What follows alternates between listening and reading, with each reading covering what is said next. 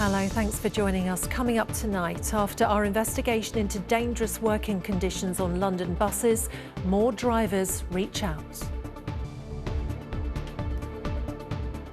Good evening. In more damning testimony, a London bus driver has told ITV News London he fell asleep at the wheel on Monday and was only woken up by cars around him sounding their horns.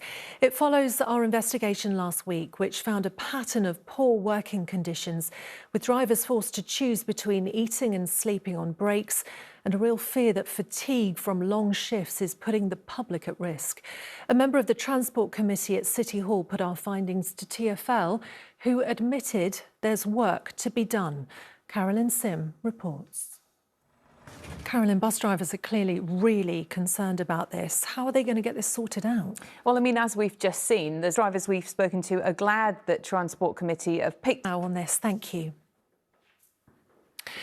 2 men have been arrested in connection with the fire that destroyed 4 Jewish community ambulances in Golders Green on Monday. The suspected arson attack is being treated as a hate crime and is being investigated by counter-terror police. Helen Keenan is at the scene in Golders.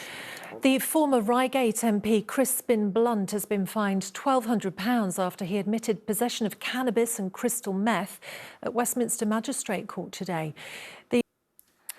The family of a teenager from Woodford Green who was killed in the Nottingham attacks gave evidence at a public inquiry today. 19-year-old student Grace O'Malley Kumar was one of 3 people who died at the hands of paranoid schizophrenic Valdo Calacane in June 2023. Grace's father said he believes his position as a doctor meant he was kept in the dark during the investigation. Cafe Pater reports. OK, still to come on the programme tonight. But first, the West London residents fighting to keep more e-bikes on their streets. Richmond Council has granted exclusive operating rights in the borough to forest bikes, meaning lime bikes will be phased out. Those who use them say it'll cause a checkpoint Charlie effect at the district boundary and take away consumer choice. Rags Martel reports. Now, would you spend 85 quid on a piece of art without knowing who created it? Well, that's the idea behind a new anonymous auction raising money for the National Brain Appeal charity. So any buyer could end up with the work of an up-and-coming artist or an original Grayson Perry. Actor and presenter Stephen Mangan, along with his sister Anita, launched the exhibition, and Daisy Bissell went along. Now, as a homeless teenager turned multi-millionaire, Simon Squibb knows about making dreams come true. Simon is here. Simon, it's so nice to see you again. You are a walking, talking example of someone who's made their dreams come true, and you didn't have much to start with, did you?